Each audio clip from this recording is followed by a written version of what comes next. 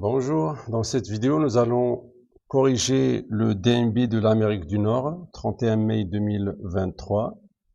Donc commençons tout de suite par l'exercice 1, où nous avons 5 situations ou 5 questions indépendantes. Alors situation 1, décomposer en produit de facteur premier le nombre 780. Alors 780, normalement, vous avez une méthode sur la calculatrice, mais ça sera juste pour confirmer votre décomposition, parce qu'il faut quand même donner les étapes. Donc ici, on peut, ça dépend comment vous voyez. Donc moi, je vois par exemple que je peux faire comme ça, je peux faire x10. Donc c'est 78 fois 10, et après je commence à décomposer. Donc ça, je peux diviser par 8, par 2, donc ça fera 39 par 2. 10, je peux faire 5 fois 2.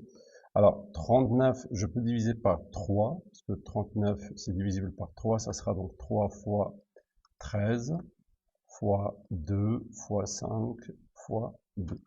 Et 13, c'est un nombre premier, je peux plus décomposer, donc j'ai presque fini, ça sera 13 fois 3, ou bien fois 5, fois 3, fois 2 au carré. D'accord? Alors, si vous voulez confirmer ça, vous pouvez donc aller sur votre calculatrice, vous mettez 780, vous faites égal. Alors, dès que le résultat est affiché ici, vous pouvez aller dans décomp, ici. Alors, dans cette version, vous avez décomp, sinon dans les autres versions, vous pouvez avoir fact. Sur la même touche, ici, il y a marqué fact et non pas décomp. Donc, vous faites la même chose, seconde, décomp, et donc, vous avez votre décomposition directement. Mais ça ne donne pas les étapes. Il faut les faire manuellement. Mais c'est une bonne manière pour confirmer votre résultat. Passons à la deuxième question. On rappelle qu'un jeu de 32 cartes est composé de 4 familles, trèfle, carreau, cœur et pique. Chaque famille est composée de 8 cartes. Donc 7, 8, 9, 10, valet, dame, roi et as. L'expérience aléatoire consiste à tirer une carte au hasard dans ce jeu de 32 cartes. Quelle est la probabilité d'obtenir le 8 de pique? Alors je vous rappelle le principe de calcul de probabilité. C'est toujours la probabilité d'avoir 8, c'est toujours une fraction où on met le nombre d'issues favorables en haut sur le nombre total d'issues. Alors, combien d'issues qui favorisent mon événement? Alors, moi, je veux avoir 8 de pique. Alors, il y a combien de 8 de pique dans mes cartes? Il y a une seule. Alors, il y a 4 8, mais je veux des 8 de pique. Alors, il y a une seule parmi 32 cartes. Donc, ça fera directement 1 sur 32. D'accord? Il ne demande pas de justification. S'il demande ça, vous allez juste dire le nombre d'issues favorables, c'est 1, parce qu'il y a une seule carte 8 de pique par rapport à 32 au total, donc la proba c'est ça. Alors B, ça c'est A. La question B, quelle est la probabilité d'obtenir un roi ou un cœur? Alors, probabilité d'avoir un roi ou un cœur, on part toujours du principe de nombre d'issues favorables sur le nombre total, donc c'est toujours sur 32. Alors, il y a combien de rois et combien de cœurs? Alors, les rois, comme vous voyez, il y a un roi par série de cartes, donc il y a 4 rois, plus, pour les cœurs, il y en a combien? Ben, normalement, il y a 8 cœurs, parce il est dans les familles de ces 32 cartes, donc il y a 8 cœurs. Alors, par contre, il ne faut pas oublier que dans les rois, on a compté déjà une carte cœur. Le roi cœur, on l'a déjà compté. Donc là, on va dire juste 7. Sinon, vous dites 8 cœurs plus 3 rois. Parce que parmi les 8 cœurs, on a déjà compté le roi cœur. D'accord? C'est là, on peut dire, il y a un petit piège. Donc ça fera 11 sur 32. Et non pas 12 sur 32. Parce que ça, c'est pas 8. Donc faites attention à la répétition. Passons à la question 3. Alors, développer et réduire. Alors, ce genre d'exercice, on le met toujours pour essayer de balayer, si vous voulez, beaucoup de notions dans un seul exercice, parce que sinon on peut pas faire tout le programme comme ça, on peut pas faire un exercice par chapitre ou deux, sinon on aura beaucoup d'exercices, donc on fait à chaque fois soit un QCM, soit un exercice comme ça, où on met des questions indépendantes pour, voilà, pour faire le maximum par rapport au programme. Donc c'est une double distributivité. 2x plus 5 fois 3x moins 4. Alors ça fera quoi? Donc 2x fois 3x plus 2x fois moins 4. D'accord? Je prends toujours le nombre avec le signe. Vous pouvez aller regarder votre cours pour, si vous ne maîtrisez pas encore le développement. Plus 5 fois 3x plus 5 fois moins 4. Et cela donne, alors 2x fois 3x c'est 6x carré. 2x fois moins 4, déjà il y a un moins parce que c'est plus fois moins, donc ça sera moins 8x, plus 15x, moins 20.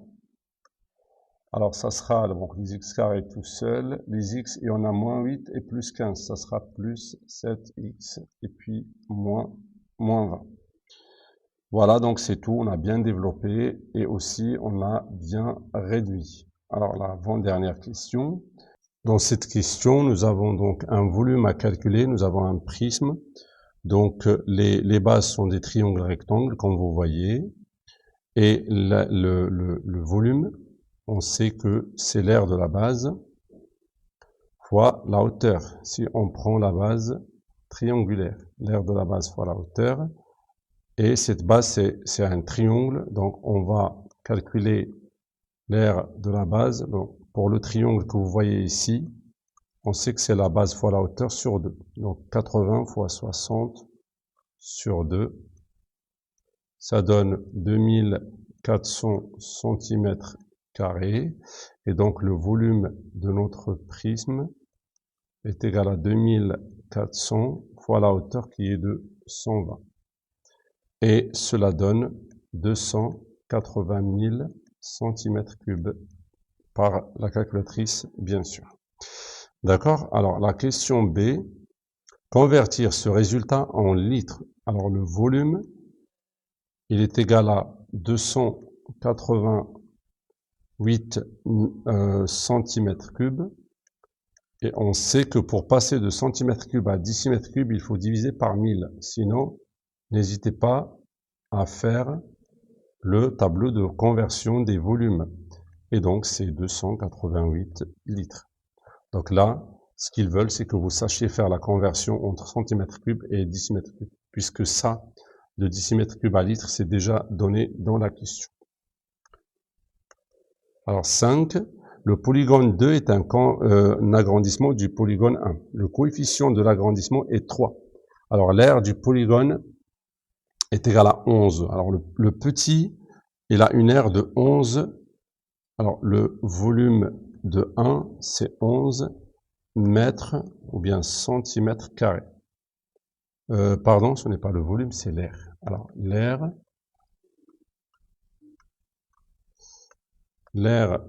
1, c'est 11 cm². On veut l'aire 2. Alors ce qu'il faut ne pas oublier ici, c'est que dans le cas d'agrandissement, pour passer de la petite aire à la grande, on sait que le facteur d'agrandissement c'est 3, donc on agrandit 3 fois, mais attention, l'aire, ça ne s'agrandit pas 3 fois, mais 3 au carré fois, c'est-à-dire 9 fois.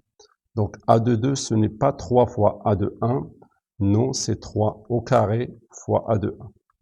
Donc ça sera 9 fois 11, et donc c'est 99 cm².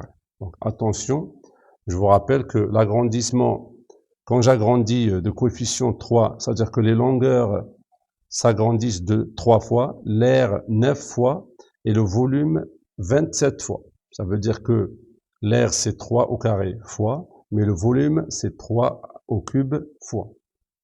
D'accord? Voilà, donc c'est fini pour l'exercice 1. Alors, passons à l'exercice 2. Alors, vous avez une figure qui n'est pas à l'échelle. Il vous demande d'abord, donc il vous donne des longueurs. C'est toujours bien conseillé de reprendre la figure ou même sur votre sujet, parce que le sujet, de toute façon, vous le gardez. Donc, vous avez le droit de mettre ce que vous voulez dedans. Donc, c'est toujours bien de mettre, par exemple, les valeurs ici sur la figure. Par exemple, AN égale à 13, tu peux venir ici et faire comme ça, par exemple, et dire 13. Voilà, pour tout avoir sur la figure. Ln égale à 5, je peux venir ici et faire 5. AL 12, donc AL c'est 12 cm. ON 3, donc ON 3 cm. Voilà, comme ça j'ai tout. Alors OE appartient à Ln et H appartient à Na. Alors première question, montrer que LNA est rectangle en L. Alors ce qu'on va faire bien évidemment, on pense à la réciproque du théorème de Pythagore. Donc ce qu'on va faire, on va calculer donc ce qui semble être l'hypoténuse, donc AN, parce que c'est le plus long côté, c'est 13 au carré, donc c'est 169 d'une part, et d'autre part, je vais calculer ln carré plus LA au carré. Et cela me donne 5 carré plus 12 au carré, ça fait 25 plus 144, ça fait 169. Qu'est-ce que je conclus? Donc, AN carré est bien égal à LN carré. Attention à la rédaction, c'est très important. Donc, vous avez quand même un barème qui est très large. Vous avez 22 points sur pas beaucoup de questions. Donc, on vérifie après. Ouais, il n'y a que ça. Donc, vous avez 4, 5, 6. Vous avez 6 questions. Donc, c'est une moyenne de 3 à 4 points par question. Donc, si cette question est sur 3 ou 4 points, faites attention parce qu'il y a un barème bien détaillé. On veut que vous disiez les choses correctement et que vous n'oubliez pas les choses importantes. Donc, tous les éléments de réponse. Donc là, par exemple, il faut bien rédiger comme ça. Alors, si vous voulez montrer une égalité, je sais que vous faites toujours l'erreur de commencer par l'égalité comme si on l'avait, alors que non, cette égalité, je n'ai pas le droit de l'écrire.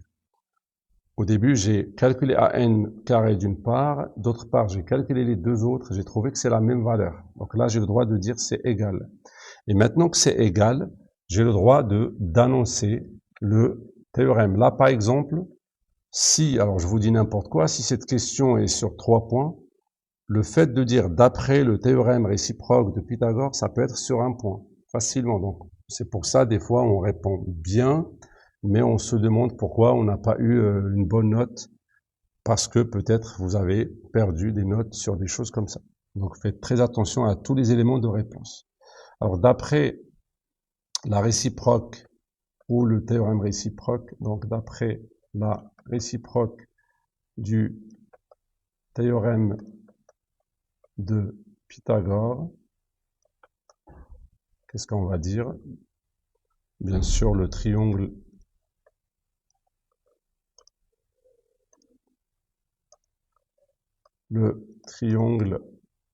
LNA est rectangle en L. Donc, AN est bien l'hypoténuse. Passons à la deuxième question. Montrer que OH est égal à 7,2. Alors, OH, alors qu'est-ce qu'on peut faire? On peut ici utiliser le théorème de Thalès. Alors, parce que autrement, je peux pas.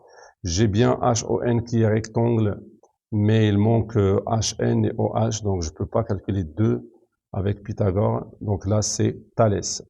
Alors pour Thalès, il faut les conditions, n'oubliez pas. Et tout ça, c'est noté. Donc, on vient de dire que ALN est rectangle en L. Donc, on peut conclure que AL est perpendiculaire. Eh bien, perpendiculaire à LN, ça d'une part. Ça, tout ça, c'est pour montrer le parallélisme. D'accord? Parce qu'on veut montrer que ça et ça sont parallèles. Or, on a, d'après les données, donc vous voyez dans la figure, d'après le codage, OH est aussi perpendiculaire à LN. Donc, on a le parallélisme. Donc, on a OH et AL sont toutes les deux parallèles perpendiculaires à LN. Donc OH est parallèle à AL. Ça d'une part. D'autre part, j'ai l'alignement. Et on a O appartient, comme ils disent, donc O appartient à LN et H appartient à NA. Ça, il s'agit ici de la condition de l'alignement. Donc j'ai annoncé ou même prouvé la condition de parallélisme et la condition d'alignement. Donc j'ai le droit d'utiliser le théorème de Thalès. Alors d'après le théorème de Thalès, je vais écrire mes trois rapports. Alors, NH sur NA est égal à NO sur NL égal à OH sur AL. Et je remplace mes valeurs. Ça veut dire, alors NH, c'est bon, c'est inconnu. D'ailleurs, ouais, c'est pas ce qu'on cherche, mais c'est inconnu. Sur NA qui est égal à 13 est égal à NO, c'est 3 sur 5, égale OH qu'on est en train de chercher sur 12. Alors OH, c'est directement par l'égalité de produit en croix, c'est 3 fois 12 divisé par 5. 3 fois 12, c'est 36 divisé par 5, c'est 7,2 et c'est en centimètres. Donc j'ai trouvé OH, d'ailleurs il demande de vérifier que c'est 7,2, c'est bien vérifié. 3. Calculer la mesure de LNA, ça, cet angle-là. Alors ça nous fait bien penser à la trigonométrie. Sinon, il n'y a pas moyen de trouver, il n'y a pas un autre moyen. Donc LNA, je vois que ça fait partie soit du petit triangle rectangle NOH ou du grand LNA. Ça sera donc, vous aurez le choix. Donc, parce que dans le petit, comme dans le grand, nous pouvons utiliser de la trigonométrie parce que les deux sont rectangles. Donc, on va dire par exemple que, alors, si je prends le triangle NOH, alors l'angle N, c'est, alors, on a OH qui est l'angle opposé et on a ON, qui est le côté opposé et ON qui est le côté adjacent. Donc, ça nous fait penser à tangente. Alors, tangente de LNA, ça c'est pour respecter la façon avec laquelle ils l'ont appelé. Sinon, je peux l'appeler ONH pour dire que j'utilise le triangle ONH, mais j'ai le droit aussi de l'appeler LNH. Ce n'est que le nom qui change. La tangente de cet angle dans le petit triangle, c'est égal à OH. C'est bien de mettre la formule d'abord. C'est l'opposé sur l'adjacent. Et ça, c'est égal à ce qu'on vient de calculer sur ON qui est égal à 3. 7,2 sur 3, ça fait 2,4. Donc, LNA, alors, pour passer de tangente, ou bien de tangente d'un angle à l'angle, on fait arc-tangente. D'accord? Ou tangente moins 1. C'est comme vous voulez. Donc, la fonction inverse. Donc, ça sera, vous pouvez dire comme ça. C'est arc-tangente de quoi? De la valeur 2,4. Je vais dans mon calculatrice mettre arc-tangente. Arc-tangente, tu mets seconde et dans la touche ici. Alors, je sais pas, est-ce que je l'ai bien fait?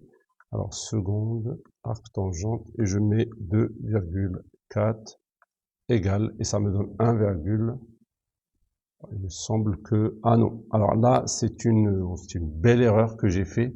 Est-ce que vous pouvez remarquer l'erreur que j'ai fait à la base dans ma calculatrice? Donc, il faut éviter ça. C'est que ma calculatrice est réglée sur radian. Là, il y a un R. C'est radian. Faites très attention. Vous en aurez pas besoin. Vous devez être sur le degré. Donc là, je vais changer en degré. Donc, je viens ici. Et je change en degrés. Donc, pour changer ça, il faut aller ici, configuration, unité de l'angle, et mettez 1. Et là, je suis en degrés. Donc, quand je refais maintenant mes calculs, voilà mon angle. C'est 67 67,3. Alors, 67, il demande ça à l'unité près, 3, donc c'est à peu près 67 degrés. D'accord?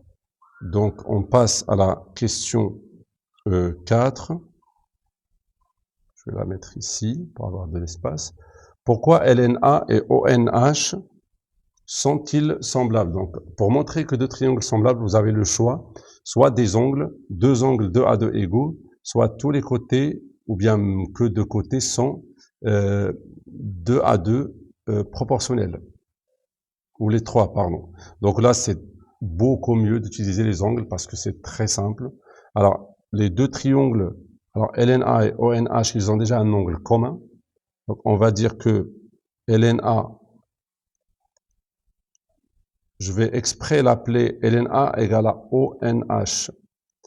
Alors là, c'est pour parler du même angle. C'est juste, j'ai changé la notation pour dire le LNA du grand triangle, c'est égal à ONH du petit triangle. Je vais aussi préciser que c'est un angle commun.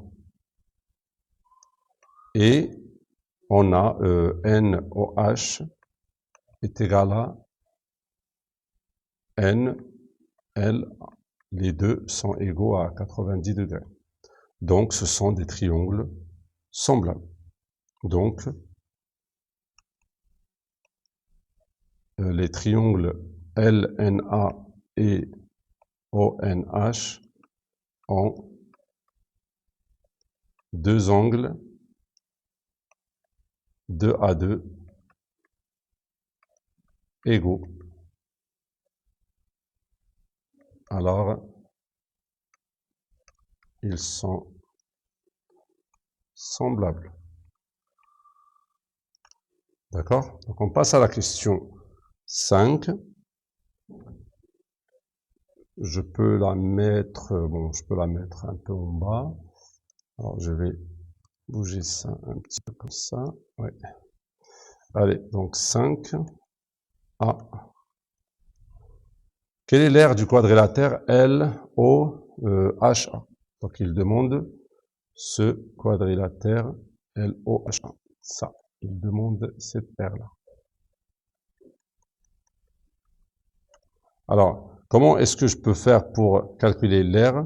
On peut calculer le grand triangle moins le petit, parce que j'ai pas de formule pour calculer ça, cette espèce de trapèze, mais je peux calculer voilà, je peux calculer le grand triangle. Alors, je peux dire comme ça, l'aire de LOHA, ce n'est que l'aire du grand triangle LNA moins celle de NOH.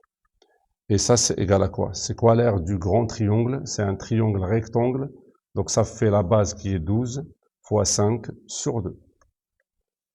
12 fois 5 sur 2, moins celle de NOH, c'est 3, fois ici, OH, on a trouvé 7,2. Donc, 7,2 fois 3, encore sur 2.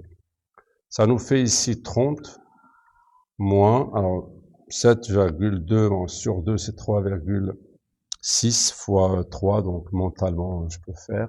C'est 10,8, sinon vous pouvez bien sûr utiliser votre calculatrice. Donc ça moins ça fera 19 moins 1,2. Et l'unité, bien sûr, c'est centimètres au carré. D'accord? Alors la question B, bien sûr, moi j'écris trop comme ça horizontalement, sinon vous pouvez à chaque fois aller à la ligne. Moi j'essaie juste de gagner de l'espace et de vous résumer un peu les réponses.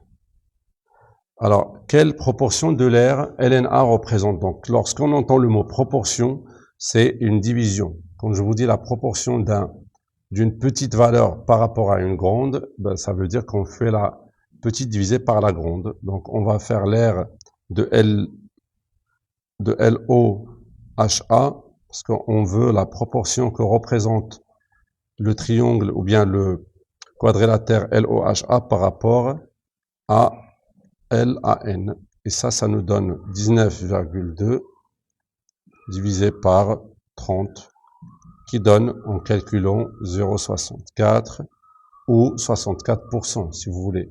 64%. Et n'oubliez toujours pas la phrase réponse. Elle est aussi comptée dans le barème. Donc, la proportion est donc de 64% ou de 0,64. Vous pouvez le mettre comme vous voulez. Voilà, donc c'est fini pour l'exercice 2. On va passer à l'exercice suivant. Alors, vous avez deux parties indépendantes, la partie 1 et la partie B, qui est dans la page suivante. Alors, partie A, donc, évolution du nombre de visiteurs sur un site touristique. Le diagramme ci-dessous représente le nombre de visiteurs par an de 2010 à 2021 sur un site. Nombre de visiteurs, et là vous avez le nombre de visiteurs par rapport au nombre d'années, ou bien par rapport à l'année directement. Alors on va aller dans la première question. Quel a été le nombre de visiteurs en 2010? Alors en 2010, c'est une simple lecture, j'ai 300 000. Il faut toujours faire bien attention à l'unité. Donc j'ai pas d'unité, c'est juste 300 000 visiteurs. En quelle année le nombre de visiteurs a-t-il été le plus élevé? Bon, je vois que là, le bâton le plus long, c'est lui, et il s'agit de l'année 2019. Le nombre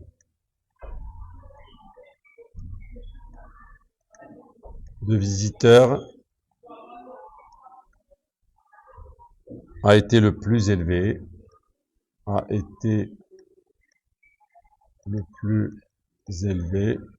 en 2019. Il n'y a pas de justification. Alors, 2. Le tableau ci-dessous indique le nombre de visiteurs sur le site touristique de cette ville en 2020 et en 2021. Donc, comme vous voyez, c'est déjà donné, mais là, c'est pas précis, on ne peut pas lire. C'est un peu moins de 200 000, mais là, c'est exact. Et 2021, pareil, il vous donne la valeur exacte. Le maire de cette ville avait pour objectif que le nombre de visiteurs progresse d'au moins 15% entre ces deux années. D'accord? Entre 2020 et 2021. Donc, on voit bien que ça a changé, que ça a progressé, mais on veut vérifier est-ce que ça a vraiment progressé d'au moins 15%. Alors, pour faire cela, vous avez deux manières. Soit vous comptez la différence et vous vérifiez est-ce que ça, elle fait bien 15%. Sinon, vous pouvez aussi faire, donc prendre ça. Donc, on peut prendre ça, on dit, donc en 2020, on a ça, donc 187 216. Qu'est-ce que ça veut dire? Ben, c'est ça l'élément clé de la réponse. Qu'est-ce que ça veut dire une progression de 15%? Alors, progresser de 15%, c'est multiplié par quoi? C'est multiplié par 1,15. C'est ça qu'on veut que vous sachiez. Attention, c'est pas par 0,15. Si on multiplie par 0,15, vous avez calculé la progression. De combien ça a progressé. Mais si on veut la nouvelle valeur, après progression, on n'a qu'à calculer ça. Donc, 187 000, donc on va aller ici, calculer 187 216 fois 1,15. Alors, ça nous donne exactement, alors ici, je vais passer à la valeur décimale, c'est 215, 298. C'est 215, 298. Il y a une valeur, une virgule, c'est 0,4, peu importe. Et donc, pour progresser de 15% minimum de l'année 2020, je dois avoir en 2021 215 000. Et nous, on a déjà plus. Donc, on peut dire que, et en 2020, le nombre atteint est supérieur à 215 200, à cette valeur-là. Donc, l'objectif est bien atteint. L'objectif est atteint. On répond toujours à la question de la même manière. elle est posée. Donc l'objectif a-t-il été atteint? L'objectif est atteint ou bien a été atteint. On passe donc à la deuxième partie. Alors, partie B. Vous avez une étude des prix des hôtels de cette ville. N'oubliez pas que les deux parties étaient indépendantes, donc pas besoin de se rappeler de ce qu'on a vu dans la première partie. Alors, question 3. Ici, nous avons, sur une période donnée, on relève les prix facturés pour une nuit par les hôtels de cette ville. Donc, prix facturé, donc on a 60 € pour 1200 chambres d'hôtel ou nuits d'hôtel, 1350 nuits pour 80 € chacune, etc. Donc du prix le plus petit jusqu'au plus grand. Alors déterminer l'étendue. On sait que l'étendue, par définition, c'est la plus grande valeur moins la plus petite. Mais méfiez-vous, ce n'est pas, quand vous parlez de la plus grande valeur, ce n'est pas la plus grande valeur des effectifs. Non, c'est la valeur. La valeur ici, c'est le prix. Le plus grand prix, c'est 500. Je vois bien, il n'est pas forcément à droite. Hein. Il faut bien le chercher. Et moins 60. Là, heureusement, ils mettent les valeurs dans l'ordre croissant. Donc, c'est 440 €. D'accord? Donc, c'est ça l'étendue. Alors, 4. Quelle est la moyenne des prix pour une nuit? Donc, la moyenne, on sait que, bon, ici, c'est une moyenne pondérée, si vous voulez. Donc, à chaque fois, c'est la valeur fois l'effectif. Plus la valeur fois l'effectif. Plus 85 fois l'effectif, etc. Donc, je vais aller jusqu'à 500 fois 300. Et je divise, bien sûr, tout ça sur la somme des effectifs, sur 1200 plus jusqu'à 300. Normalement, vous n'avez pas le droit de mettre les points comme ça dans votre rédaction. Il faut mettre toutes les valeurs et puis effectuer le calcul. Donc, après calcul fait, ça me donne à peu près une valeur de 134. Donc, la moyenne, qu'est-ce que ça signifie? C'est que la moyenne des prix donc par nuit, c'est de 134. Donc, la moyenne, je réponds à la question, la moyenne des prix facturés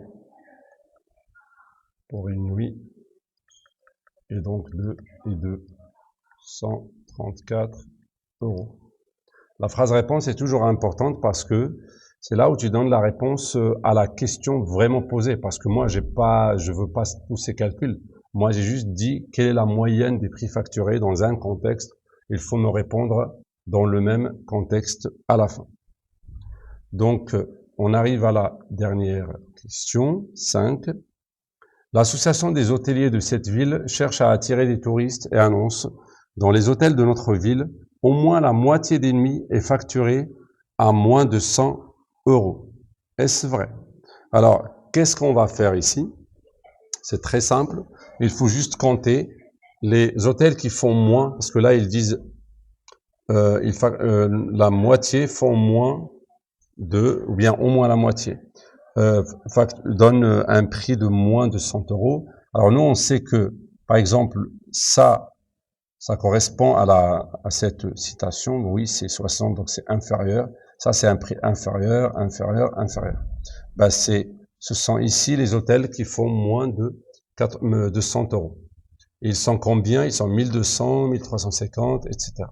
Donc, on n'a qu'à calculer ces hôtels-là, la somme. Donc, ça fait 1200 plus 1350 plus 1000 plus 1100. Et cela fait, donc on calcule, donc je vais effectuer le calcul, c'est 1200 plus 1350 plus 1000 plus 1100, ça fera 4650. D'accord? Lorsqu'il n'y a rien à vous montrer dans la calculatrice, je fais dans ma calculatrice. Sinon, quand j'ai besoin de vous montrer quelque chose, je vais vous montrer la calculatrice. Alors, j'ai 4650 nuits qui est facturée à moins de 100 €. Qu'est-ce que je vais faire avec les 4650? Je n'ai qu'à les diviser par le total, pour savoir est-ce que ça représente vraiment la moitié. Alors 4650 divisé par le nombre total d'hôtels, c'est déjà calculé ici. C'est l'effectif total qui est de 8350. Ou bien on peut faire ça fois 2, hein, comme vous voulez. Alors si je fais ce calcul-là, alors je vais faire les 4650 divisé par 8350. Alors ça me donne 0,55, etc. Bon, c'est pas exact. C'est supérieur à 0,5. Donc oui, il y a plus que la moitié. Donc, je vais faire à ma manière. Donc, je vais dire comme ça. Donc, plus que la moitié des nuits coûte ou bien est facturé à moins de 100 euros. Là, ça serait bien de rajouter une phrase ici. Les nuits facturées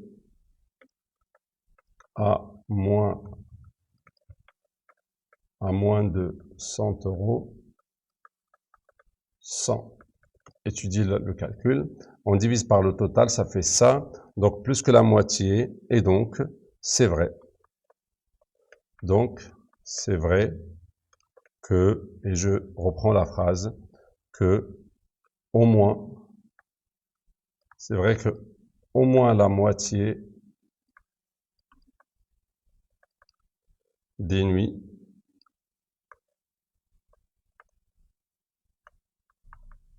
est facturée à moins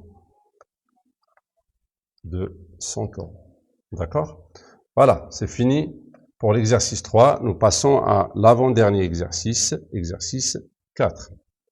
À l'aide d'un logiciel donc il y a un peu de Scratch ici, à l'aide d'un logiciel de programmation, on veut réaliser le motif fleur suivant. Comme vous le voyez, il est composé donc de 5 pétales. Donc une pétale, elle a la forme d'un parallélogramme. On va détailler ça après dans la première question.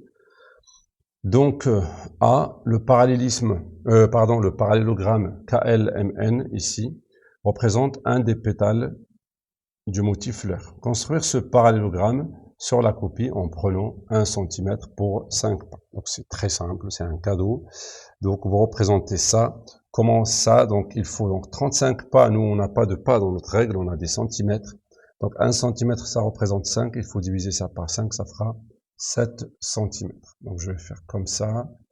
Bon à peu près, moi je vais faire à la main, je vais prendre des carreaux, donc j'ai pris 7 carreaux. Et puis je dois prendre mon équerre, mon rapporteur pour mesurer un angle ici de 120. D'accord? C'est important. Et puis je fais ici 20 pas, ça veut dire 4 cm. Et dès que j'ai ça, donc c'est bon, je vais faire une droite ou un segment parallèle à celui-là et qui mesure aussi. Donc là, on peut mettre la valeur 7 cm, 4 cm, donc ici pareil 7, et là je n'ai qu'à relier. Et donc j'ai le point N, K c'est le KL, j'ai commencé avec, M je l'ai eu aussi en faisant l'angle 120 et le côté 4 cm. D'accord? Donc il demande de tracer. Après, donc B. On définit le bloc pétale ci-contre. Donc vous voyez un bloc Scratch ici. Il y a pétale, donc suivant en position d'écriture, répété 2 fois. Pourquoi on va répéter? Bon, ça se voit qu'on va faire par exemple cette partie 1, 2. Et puis on n'a qu'à refaire 1, 2. D'accord? Donc le programme va faire ça, alors 1, 2, et puis il va refaire les deux côtés de la même façon. C'est pour ça, c'est répété 2 fois. Donc on comprend ici qu'ils veulent des commandes pour tracer ça et ça. Ça se voit. Avancer de combien de pas à votre avis? Je vais avancer de... Alors la ligne, on va nous demander ici de remplir la ligne 4, 5, 6 et 7. D'accord? Alors, on va commencer. Donc, vous allez peut-être me dire, est-ce qu'on commence de là? Vous allez qu'à suivre, parce qu'on ne sait pas. C'est vrai, on ne sait pas de quel point il veut commencer ici. Alors, est-ce que c'est dit? Non, c'est pas dit quelque part. On commence là. Oui, d'ailleurs, il est dit. Il est dit. Donc, vraiment, il vous facilite l'exercice. On commence la construction du parallélogramme au point K. Donc, on sait que le stylo, il est dans cette position et on va s'orienter vers la droite. Ben, il vous aide énormément. Donc, on sait que pour aller de K et avancer, on doit avancer de combien? 35 pas. Donc, on va faire 35 ici. Après, on va tourner de combien? C'est là où vous faites des erreurs. Attention. Je vais aller à la ligne 6 directement parce que c'est facile. Alors, après avoir tourné, on va avancer de 20 pas. Ça, c'est OK. Par contre, quand vous allez comme ça de K jusqu'à L et que vous voulez tourner, faites très attention. S'il vous plaît, ce n'est pas 120 degrés. Pourquoi? Alors, si tu marches comme ça, alors quand je marche comme ça, normalement, je vais comme ça. Normalement, au lieu d'aller directement, je tourne. Alors, ce que j'ai tourné, c'est ça, ce n'est pas ça. Alors, un autre exemple, si je vais comme ça et que je me tourne comme ça, quel est l'angle que j'ai fait? Ce n'est pas ça. Parce que par rapport à ma direction, moi j'étais là, j'allais ici. Si j'avais continué, j'allais partir comme ça. Mais je me suis tourné ça. C'est ça l'angle que j'ai fait et non pas ça. D'accord? Donc, revenons ici. C'est ça où il y a le piège et à chaque fois, vous avez un exercice pareil sur Scratch. Donc, faites très attention à l'ongle. Donc là, c'est bien cet ongle que j'ai tourné. Donc, c'est bien lui et non pas ça. Donc, c'est bien l'ongle 60. Donc, quand j'avance de 35 pas, je vais tourner de 60 degrés. Donc là, je vais mettre 60 ici et non pas 120. Et ici, le contraire. Alors, quand je viens là, maintenant, quand je vais aller comme ça, moi, j'allais partir comme ça, mais au lieu de continuer, je tourne. Alors, je tourne cet angle-là. C'est pas 60, je tourne 120. Donc là, c'est 120. Vous voyez? Donc, alors, je vais mettre ça en rouge pour vous faciliter la lecture. Donc, c'est 60 et 120, et non pas le contraire. Alors, je passe à la question suivante. Question 2. Alors, le bloc permet de construire le motif fleur. Donc, maintenant, ça, on sait que ça permet de faire cette pétale. On va prendre pétale, parce que c'est ici, on a défini pétale. Tout ça, c'est pour une pétale. On va prendre pétale et on va la mettre ici. Vous voyez? Donc, définir fleur. Donc, maintenant, c'est un nouveau bloc qui s'appelle fleur. Et dans le bloc fleur, on a des pétales. À votre avis, je vais répéter combien de fois la pétale? C'est clair, j'en ai combien? J'ai 5. Donc, très simple, il ne demande même pas la justification. Par quelle valeur on doit compléter la ligne 2? Dans la ligne 2, on doit compléter par la valeur 5. Il faut répéter 5 fois pétale pour avoir une fleur qui est composée de 5 pétales. C'est très intuitif, très simple. Et il y a aussi beaucoup de logique. Donc B, expliquer le choix de la valeur 72. Pourquoi on tourne de 72? On sait que pour faire un tour complet, je fais 360 degrés. Donc pour un tour complet, vous l'aurez donc deviné, on fait 360 degrés. Et comme nous avons 5 pétales, il faut faire 360 degrés divisé par 5. Et c'est ce qui nous donne 72 degrés. D'accord? Donc, puisque il y a 5 pétales dans le motif et que nous, on fait une rotation, si vous voulez, de 360 degrés, 360 divisé par 5, ça fait 72. Donc, on va tourner de 60. Donc, on doit tourner, puisqu'ici il y a tourné. Donc, on doit tourner de 72 degrés on peut dire d'un pétale entre chaque deux pétales, si vous voulez, entre les pétales. D'accord? On passe à la dernière question. On modifie le bloc fleur pour construire une fleur où il y a plus de pétales. Quelles sont alors les modifications à apporter à la ligne 2 et 4? Et on ne veut pas de justification. Très très simple. Est-ce que vous l'avez deviné? Alors dans la 2, on va répéter combien de fois? Là, on a répété 5 parce qu'on avait 5 pétales. Mais là, il faut les compter. Donc c'est 1, 2, 3, 4, 5, 6, 7, 8, 9, 10, 11 et 12. Alors j'ai 12 pétales, donc je dois répéter ce bloc-là 12 fois. Et par contre, je dois tourner de combien? Je vais plus tourner de 72 parce que tout à l'heure, j'ai divisé 360 par 5. Là, on va faire 360 divisé par les 12 pétales et cela fait 30. Donc, on va tourner juste de 30 degrés entre un pétale à l'autre. D'accord? Ben, c'est tout alors pour l'exercice 4. Nous allons passer à l'exercice 5 et dernier. Un hippodrome est un lieu où se déroulent des courses de chevaux. On s'intéresse à la piste d'un hippodrome. Cette piste est composée de 2 lignes droites modélisées par des segments de 850 mètres, donc c'est marqué ici, de 2 virages modélisés par 2 demi-cercles de rayon 40. Donc, tout est donné, tout est bien clair sur la figure. Première question, montrez que la longueur d'un tour de piste est d'environ 1951. Alors les deux demi-cercles, bien sûr, il faut les faire, donc ils forment tous les deux un cercle, mais si vous voulez, vous pouvez ne pas faire ça. On va juste faire donc un tour de piste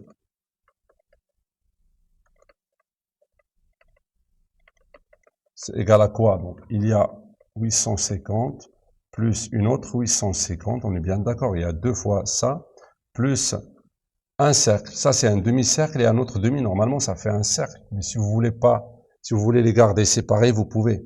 Alors quel est le périmètre d'un cercle? C'est ça qui est important.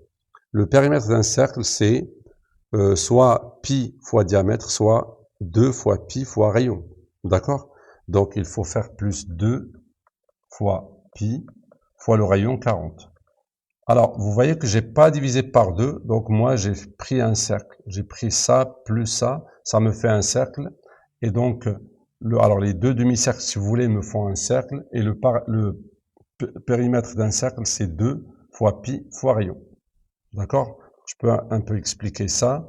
C'est la longueur des deux segments, si vous voulez, plus les deux demi-cercles. Alors, c'est le premier segment plus les deux demi-cercles. Et cela, par calcul, donc ça me fait donc 850, donc 6700, plus 2 fois pi fois 40, c'est à peu près 251. Donc c'est à peu près. Parce que ça, c'est pas exact puisque j'ai le nombre pi. Et ça me fait à peu près 1951 mètres. D'accord? Bon, ça serait bien de faire, bien sûr, de rajouter des explications en disant que, par exemple, les deux demi-cercles forment un cercle complet. Je peux même le dire comme ça pour expliquer pourquoi j'ai fait ça ici. Alors, la question 2. Un cheval parcourt un tour de piste en 2 minutes 9 secondes. Alors, calculez la vitesse moyenne de ce cheval sur un tour de piste en mètres par seconde.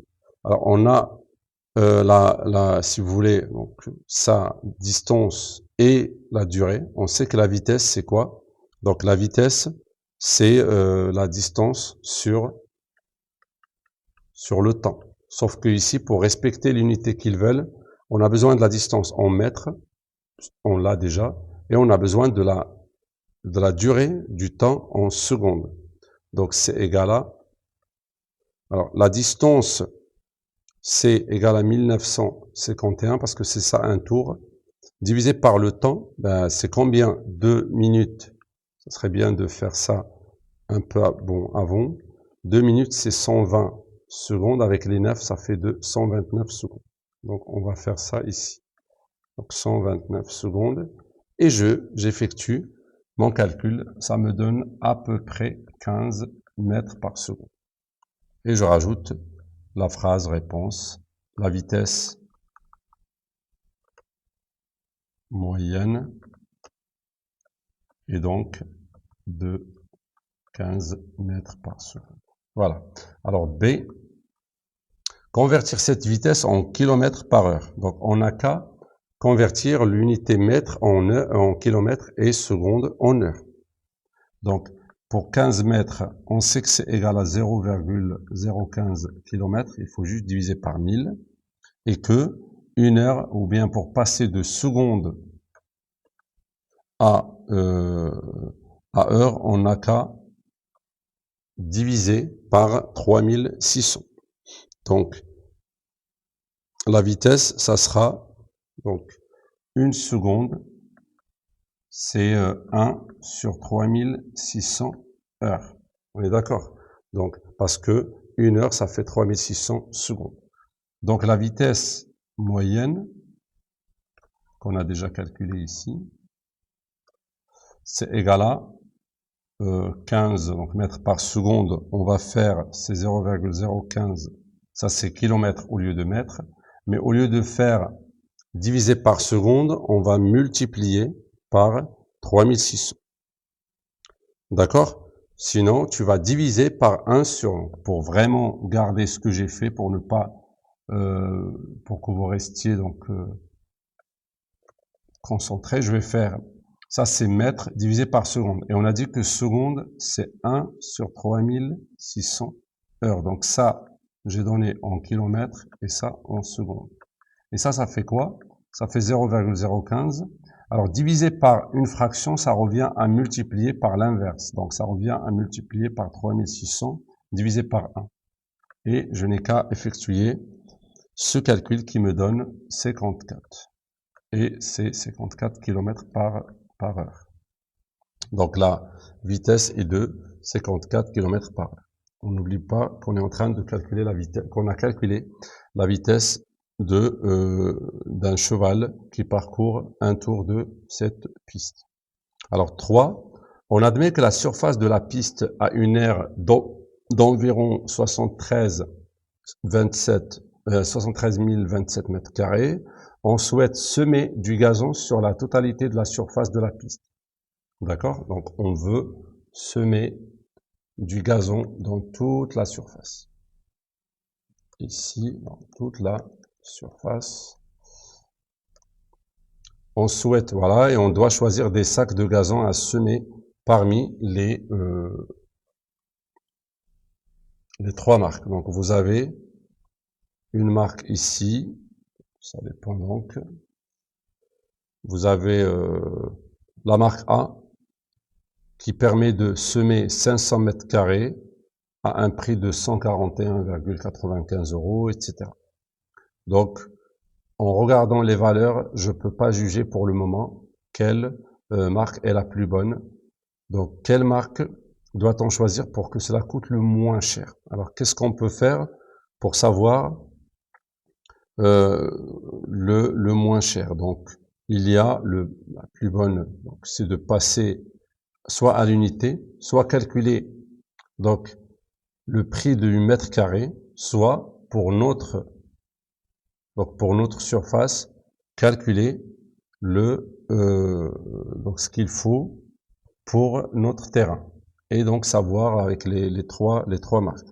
Donc si on prend par exemple la marque A, il faut diviser ça, ce qu'on a, les 73 000 par 500 et puis multiplier le résultat pour avoir, parce que quand tu vas diviser, tu auras besoin donc de combien, tu auras donc calculé combien de sacs et tu fais fois le prix. Après, tu fais la même chose pour la marque B, la marque C et savoir. Sinon, si on fait par exemple ça divisé par 500. Donc si on fait 141 divisé par 500, on aura combien? Donc je vais effectuer le calcul. 141,95 divisé par 500, ça me donne 0,28 39. Oui. Alors, il y a un autre problème. Alors, où est-ce qu'il y aura le problème dans ce que je suis en train de faire? Alors, parce que vous allez me dire, si on fait ça, on n'a même pas besoin de la surface qu'on a. On n'a pas besoin, on n'a qu'à calculer combien coûte le mètre carré et prendre le moins cher. Mais il y a un autre problème, c'est que ici, le sac, ça dépend aussi, parce qu'on peut avoir, par exemple, les 400. La marque B, ça peut être moins cher. Mais, par exemple, on aura besoin pour les 27 qui restent, 27 mètres carrés, si on a besoin d'acheter un sac de plus, ça sera peut-être plus cher. Donc, ça serait plus judicieux qu'on fasse le prix avec les 3 marques. Donc, on va juste dire, on va faire les calculs. Donc, si on divise donc on va diviser plutôt ça, l'air que nous avons, si on la divise par 500, donc ça va nous donner 146,1 à peu près. Donc, combien de sacs? On ne peut pas acheter 1, donc on va acheter 147 sacs. Et les 147, il faut les multiplier par 141,5. Alors, après donc avoir fait le calcul, ça me donne 20 866,6. D'accord? Bon, virgule quelque chose. Alors, ça, c'est pour la marque A. Donc, pour la marque B, je vais faire la même chose.